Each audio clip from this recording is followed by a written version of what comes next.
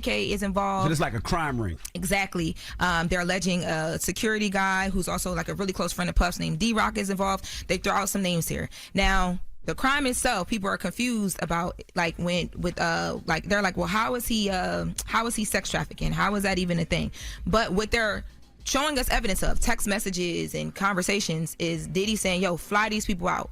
So Cassie went through at least a good 15 different escorts that she knew by name because they had dealt with them so much. Different cities, different places. Bro, LA, New York, Miami, and Las Vegas was their main spots, and they was flying these people all to these different places. Like, one guy was based in New York, but he had been to all them places with them. And that is allegedly the definition of sex trafficking, correct? Yeah, it's part of it. Yeah, it's part of it. When you fly people across state lines with the intent to do anything immoral, and you're forcing them or coercing them to do it, correct? The action or practice of illegally transporting people from one country or area to another for the purpose of sexual exploitation. And you don't have to force them. So if they just do it for that, like, you're not forcing them, but if you send them and pay them for that, that is sex trafficking. That's a part of it. But the forcing and the coercing comes into it as well. Coercion comes into it. And now that's what I said. So I said, when it comes to Cassie, the prosecution showed us a bunch of text messages, and she had a lot of conversation about how she was coerced or forced, right? Gotcha. He's facing charges of sex trafficking by force, fraud, or coercion, transportation for purposes of prostitution,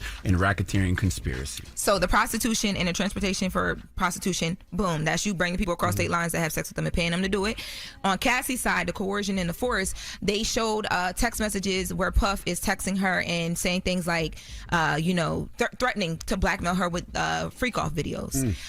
So a lot of people were like, yo, we don't know what they have. They literally showed it yesterday. Now, you also said, am I right or wrong, that they showed pictures and videos of Cassie beat up and knots on her head? Not video. They will not show any video in court because they're afraid that it'll get out. Even the photos they showed, they've showed them, but they only showed them to the jurors and to Cassie to look at. But yes, the couple photos that they did show of her abuse, it was so bad. You seen them? Yes. So you did see him? Yeah, like we didn't get to see photos of the freak off. They showed actual screenshots from the freak off videos, but we saw some photos of the domestic violence, and it was horrible. Like, she took a selfie and her lip was so swollen. There was another photo of like the gash on her head, a huge gash on her head, and she said that she didn't even go to like a regular doctor.